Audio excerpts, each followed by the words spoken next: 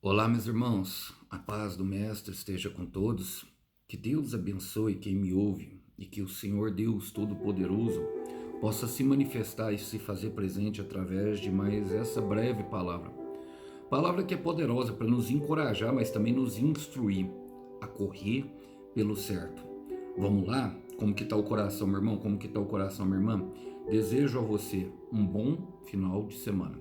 Olha, o texto hoje para nossa conversa e para nossa breve reflexão encontra-se na Epístola de Paulo aos Romanos. Quero ler com vocês o capítulo 11, a partir do verso 7, para aquilo que o Senhor quer falar conosco. Diz assim: Portanto, a situação é esta: a maioria do povo de Israel não encontrou o que tanto buscava, mas uns poucos, aqueles que Deus havia escolhido, o encontraram, enquanto o coração dos demais foi endurecido.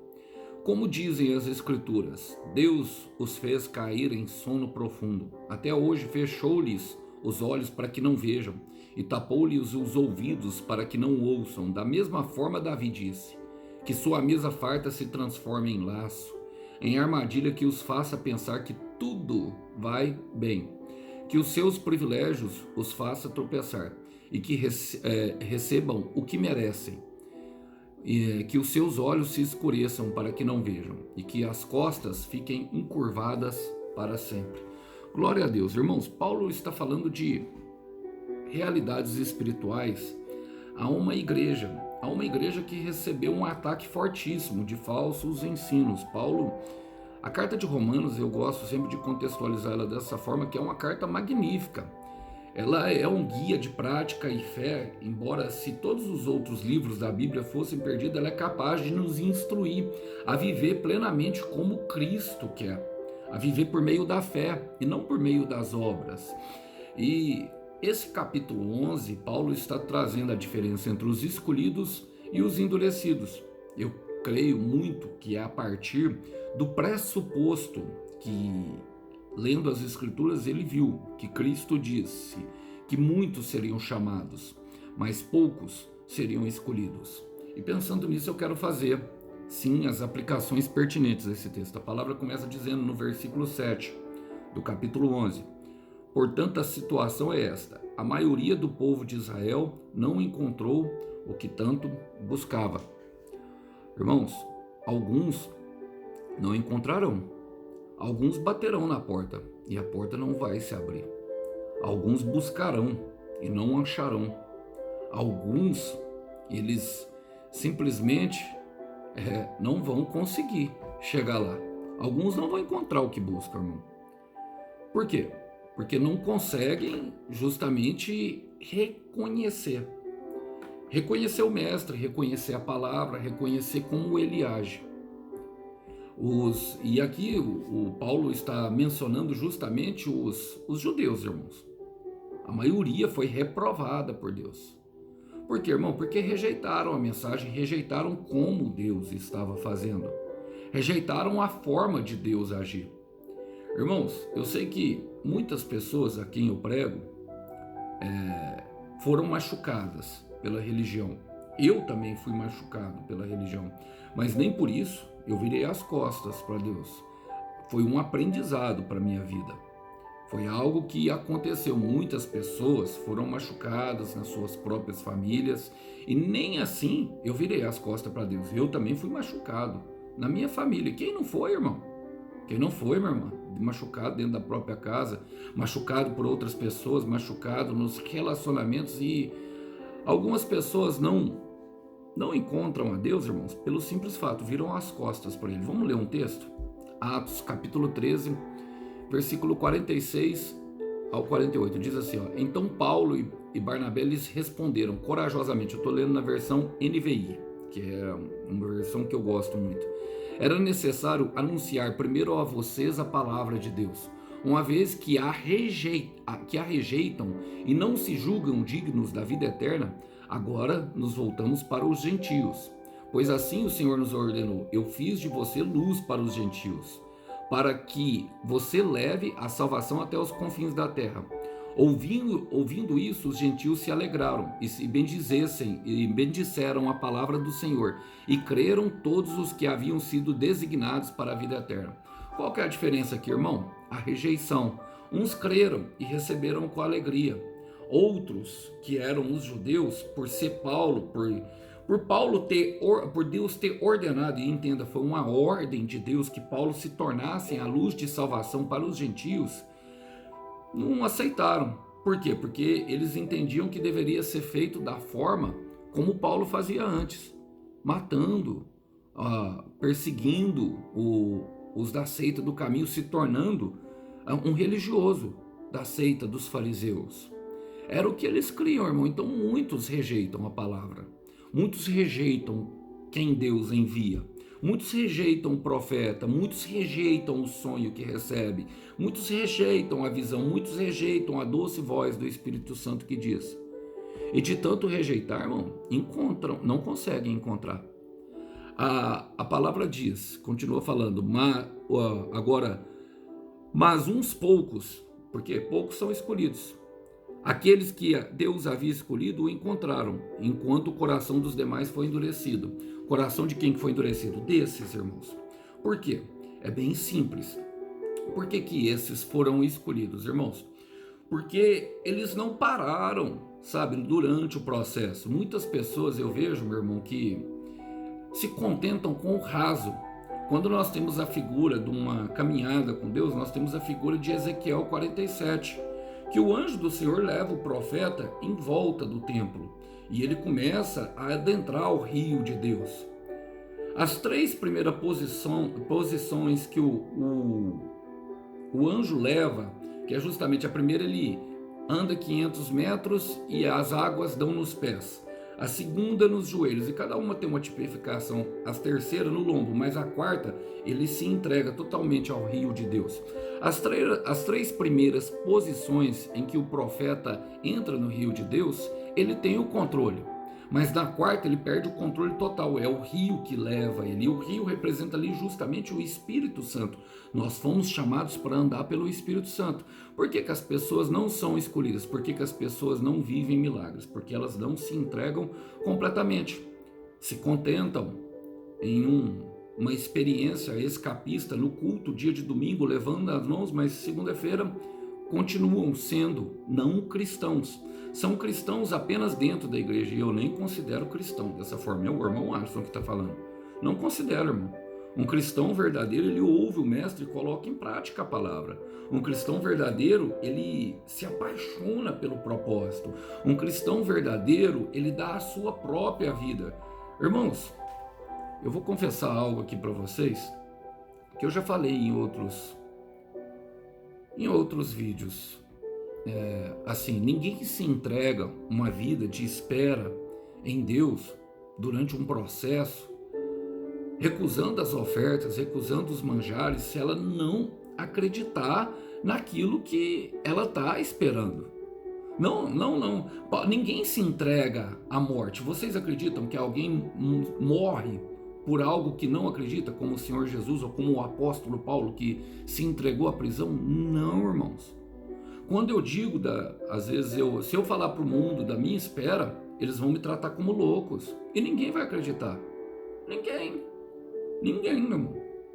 Ninguém acredita. Todos acham que não são doidos. Por quê? Porque nós começamos a buscar com o coração. E é o que fala em Jeremias 29, versículo 3. Buscar-me-eis e achar-me-eis quando me buscardes de todo o coração. Então, esses que vão encontrar quando colocar o coração, quando colocar a alma. E o coração, quando Deus tem o nosso coração, ele tem todo o nosso ser, todos os segmentos. E agora ele começa a falar sobre o que acontece com os endurecidos, e é onde a coisa aperta. Ele fala, como dizem as escrituras, ele fala, enquanto o coração dos demais foi endurecido. Como dizem as escrituras, está falando sobre os endurecidos. Deus os fez cair num sono profundo.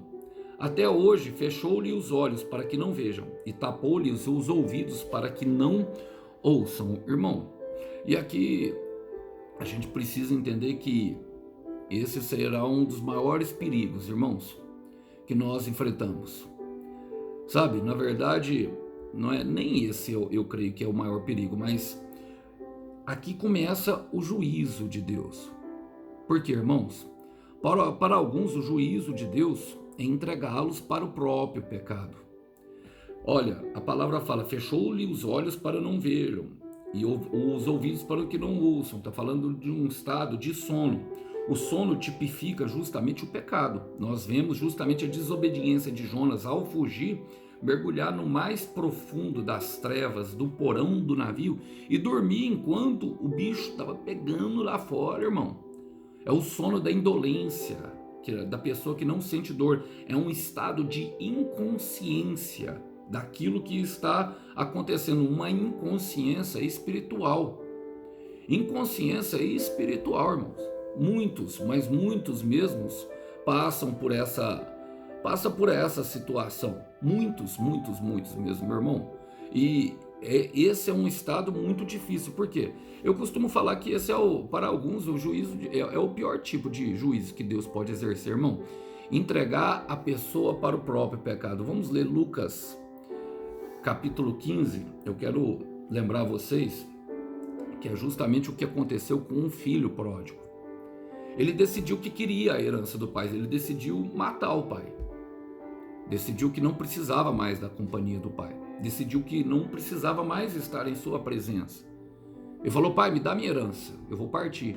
E a palavra diz que ele gastou tudo em bebedeiras, em farras, prostituição. E vai saber. E quantas vezes nós somos assim, irmão? Decidimos que não queremos mais. Só que no versículo 14, a palavra fala assim, ó.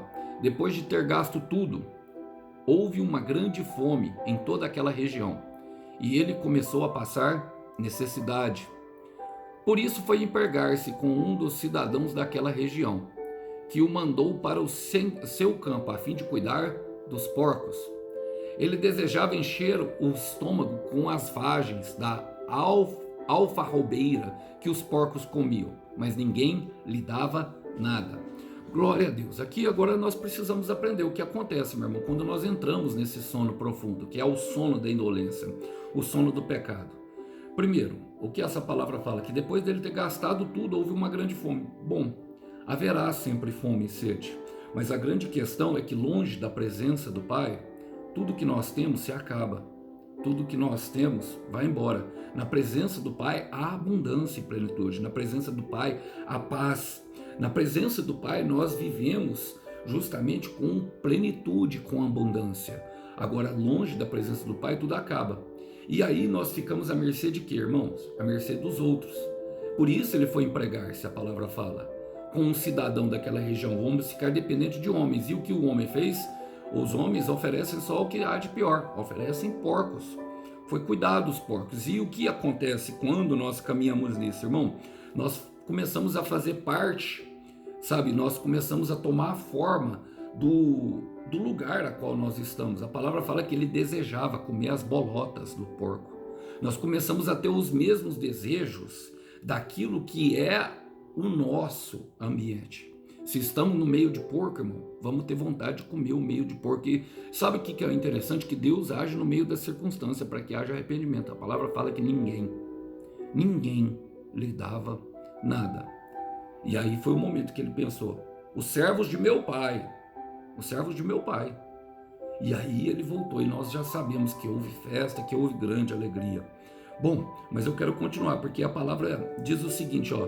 Da mesma forma Davi disse, que a sua mesa farta se transforme em laço, e em armadilha que faça-os pensar que tudo vai bem. Agora, há um grande problema também, irmão, quando Deus entrega para o pecado. Tem esse do caso de Lucas, que falta, mas tem o caso daquele que tem tudo, da mesa farta, que as coisas são prósperas, porque o diabo tem condição de prosperar. Nós vemos isso na tentação de Jesus. Lhe darei todas as cidades se adorar o meu nome. É um problema muito grande.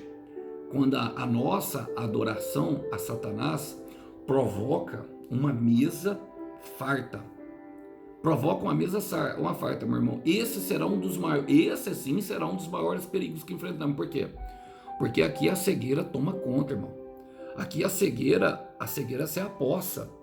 Aqui há uma firme convicção de que tudo vai bem. Olha, de que tudo vai bem. Eu quero ler com vocês o que o Senhor Jesus diz em Apocalipse capítulo 3, versículo 17. Ele fala: você diz, estou rico e adquiri riquezas e não preciso de nada. Não reconhece, porém, e essa é a chave, não reconhece, porém, que é miserável, digno de compaixão, pobre, cego e que está nu. Deixa eu ler agora na versão Ferreira de Almeida. Deixa eu provocar para procurar aqui a versão Ferreira de Almeida. Aqui.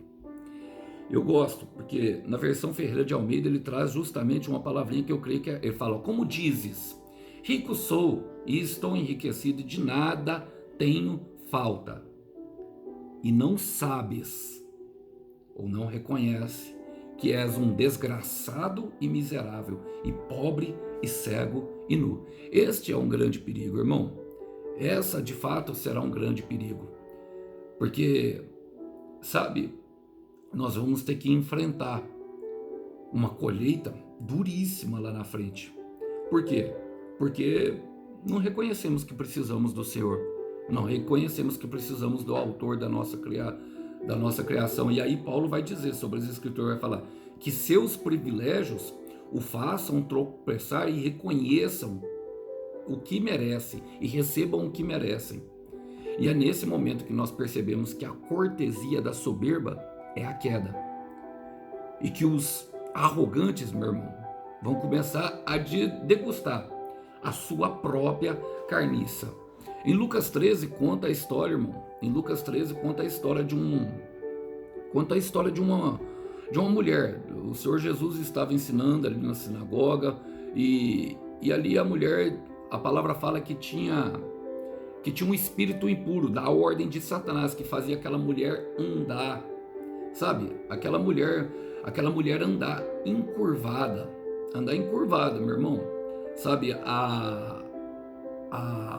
Andar encurvada, justamente, não, na verdade não é esse que eu quero dar com vocês, não, irmãos.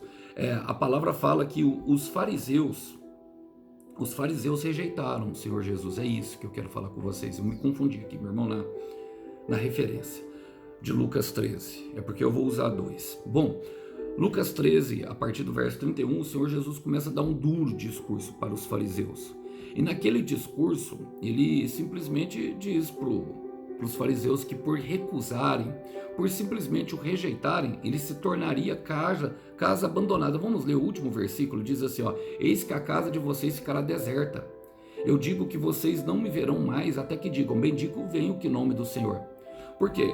É no momento em que nós recusamos aquilo que o Senhor tem, que nós não precisamos, que a mesa está farta, que ele vai se embora, irmão.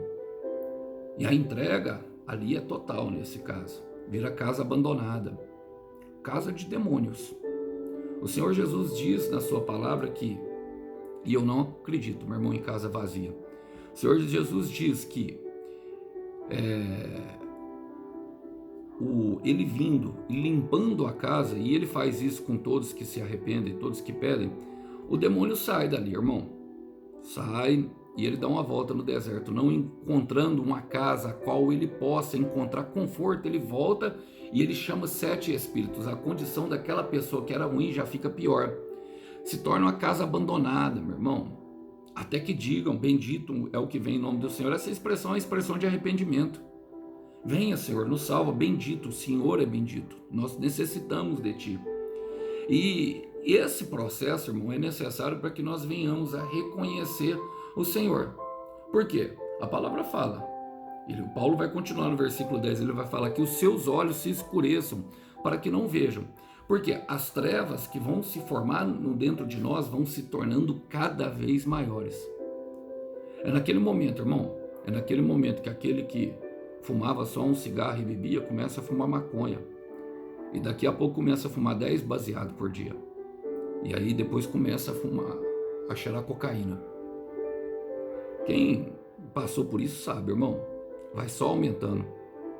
Sabe, antes via só uma vez o filme pornográfico, daqui a pouco não aguenta, dentro do trabalho está tendo que ir para dentro do banheiro se masturbar vendo algum vídeo erótico, porque não consegue se saciar. A menininha que tinha um perfil fake na internet e tampava o rosto, agora tem uns 10, 30. Já não sabe nem quem mais é, de tanto que está fragmentada a alma, de tanto pix que já recebeu. Antes, tentava um relacionamento em sites simples de namoro. E ali por ver que não tinha propósito, se entregava, aí acabou aprofundando mais. Hoje não mostra o rosto, mas mostra o corpo no OnlyFans, em troca de pix de R$ 20, R$ 30. E vai ficando cada vez pior, porque as pessoas vão começar não lhe dando nada e vão começar exigindo mais. O Satanás ele é especialista, ele vai alfinetando o muro até meter o pé, até fazer o pedido. Eu conheço um amigo que viveu isso. Um amigo, eu não vou citar o nome dele, mas ele falou que o diabo se manifestava do lado dele. E no começo ofereceu riquezas, fama. Ele tem um testemunho fortíssimo, eu creio que eu posso contar, e ele viveu isso, ele me conta. Ele vendia as drogas, ele tinha bastante dinheiro, tinha uma biqueira. Até que Satanás chegou perto dele e falou assim: agora eu quero que você recolha a alma daquele. O Satanás pediu ele para matar alguém. Foi quando ele recusou, enquanto teve um encontro com Jesus. Mas as trevas, elas vão se formando dentro de nós e vão ficando cada vez maiores. Por quê? Porque não reconhecemos, irmãos. Olha o que o Senhor Jesus fala para os fariseus. João capítulo 9, conta a história de um cego que foi curado, um cego de nascença, que os discípulos chegaram a falar para o Senhor: quem pecou? O pai dele ou ele? Jesus não, para que manifestasse a glória de Deus. Aquele homem ficou feliz, foi oferecer as ofertas que tinham no templo, que a lei mandava.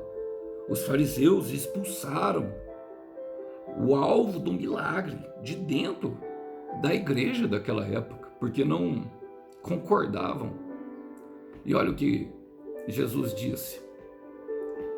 João 9,39. Disse Jesus: eu vim a este mundo para julgamento, a fim de que os cegos vejam e os que veem se tornam cegos.